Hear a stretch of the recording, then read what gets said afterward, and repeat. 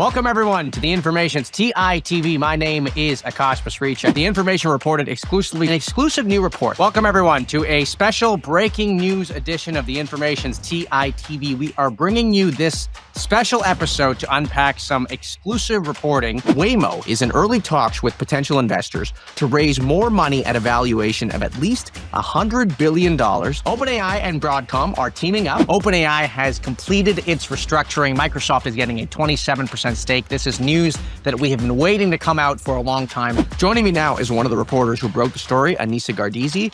Anisa, welcome back to the show. It's great to have you here. Thanks, Akash. It was a busy night. It was a busy night indeed. This is a big deal. Walk us through what you learned in your reporting. So we learned from our sources that Amazon is in talks to invest $10 billion or more into OpenAI. The Information was first to report just moments ago that SpaceX is telling investors that it is aiming for a 2026 IPO. It's a big story and one that we've been watching for a long time. What do we know about the new IPO plans for SpaceX?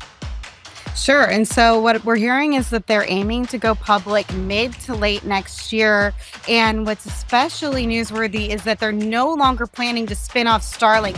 This was one source called it, this would be the whole shebang. It is code red at OpenAI. Sam Altman has sounded the alarm. He is calling everybody back to their battle stations. What was in this note from Sam Altman last night? So he told employees that he wants them to prioritize improving ChatGPT as, OpenAI faces more competition from rivals like Google. We're caught into this race that OpenAI and others are kind of pulling us into, when it also seems to me that all the models are getting better and they're all going to get really good. And maybe we should be focused more on how people are using these products and the engagement behavior. Welcome to a very special episode of The Information's TITV. I'm Jessica Lessin, Editor-in-Chief of The Information, and we're coming to you off schedule to talk about the major decision in the Google antitrust case. This is big news. The most exciting thing this year is that we're starting to see early glimpses of self-improvement with the models, which means that developing superintelligence is now in sight. And we just want to make sure that we really strengthen the effort as much as possible to go for it. Well, it's the hot AI summer, Mark, and you're at the center of it. And in order to make autonomous commercialized at scale, you need to bring the cost of that hardware down, which is, for example, one of the reasons why we partnered with Lucid. It's going to take, I would say, 2 more generations of vehicles to get to the prices of well under $100,000, at least available in the US. What do you make of SpaceX being actually a private and very successful company with a lot of government business? Unlike a lot of people, we're not stupid and don't compete with SpaceX. This is the stupidest thing you could do. Why would you do that? We are definitely in a world where best of breed is winning. And the reason for that is the cost of the software is actually relatively modest relative to the business impact, both cost savings and revenue impact that these agents will drive. If you think about you run a really large call center, if you can remove 75% of those calls versus 50%, the business impact there is so much greater than the licensing costs. You really want the product to work. Most enterprises who are executing AI are doing it with their people who are not qualified to execute. It's like saying, hey, we have a race car and Joe Blow can go drive it, and he's not going to get most of that race car. So they need to hire different people.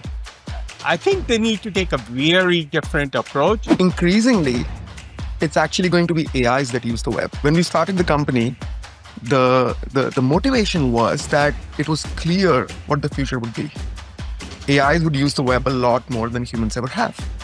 And so now, the web has to evolve for its new customer, AI. This is such a stupid deal. I'm even beginning to wonder whether Netflix knows this deal will not get through, but they are just trying to screw up Paramount and delay Paramount's ability to actually buy Warner. My prediction is that Google will come out on top.